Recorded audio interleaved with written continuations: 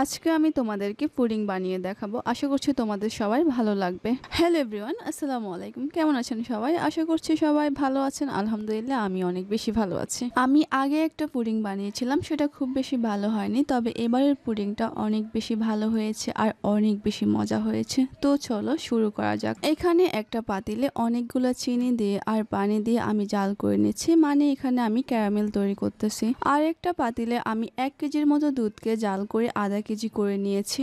এই বাটিতে আমি 3টা ডিম ভেঙে নিয়েছি আর সামান্য চিনি দিয়ে এগুলাকে ভালো করে ফেটে নিয়েছি। এখানে আমার ক্যারামেলও তৈরি হয়ে গিয়েছে। আমি কিন্তু এর আগের বার একদমই ক্যারামেল বানাতে পারিনি, তবে এবার আমার ক্যারামেলটা অনেক বেশি সুন্দর হয়েছে, কালারটা একদম পারফেক্টলি এসেছে। এই পাতিলেই আমি পুডিংটা তৈরি করব, তার জন্য আমি ক্যারামেলটা এই পাতিলেই সেট করেছি। তোমরা চাইলে অন্য কোনো বাটিতে করতে পারো। ফেটে রাখা ডিমের ভিতরে এবার আমি দুধগুলো দিয়ে দিয়েছি আর সামান্য ভ্যানিলা এসেন্স দিয়ে ভালো করে মিক্স করে নিচ্ছি।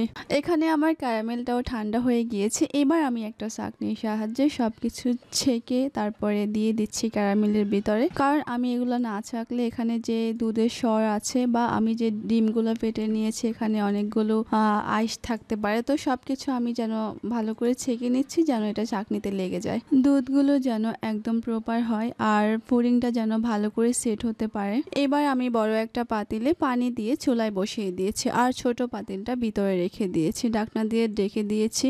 20 মিনিট পর আমি পুডিংটা দেখতেছিলাম হয়েছে কিনা। আমি একটা চামচের সাহায্যে পুডিংটা চেক করতেছিলাম পুডিংটা হয়েছে কিনা। পুডিংটা হয়ে গিয়েছে, কারণ যদি না হতো তাহলে চামচের সাথে পুডিংটা লেগে আসতো। এবার আমি পুডিংটা ঢেলে নিব। পুডিং ডালতে আমার একটু অসুবিধাই হয়েছে, কারণ আমার ডেস্কের 2 পাশে হাতা ছিল।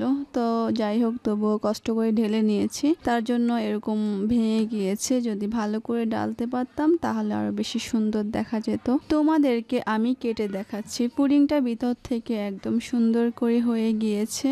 তো তোমরাও চাইলে এভাবে বানিয়ে নিতে পারো বাসায়। পুডিং সত্যি অনেক বেশি মজা হয়েছে। তো যাই হোক, আজকের ভিডিও এই পর্যন্তই। সবাই ভালো থাকবেন, নিজের খেয়াল রাখবেন, আমার পেজটি অবশ্যই ফলো করবেন। আল্লাহ হাফেজ।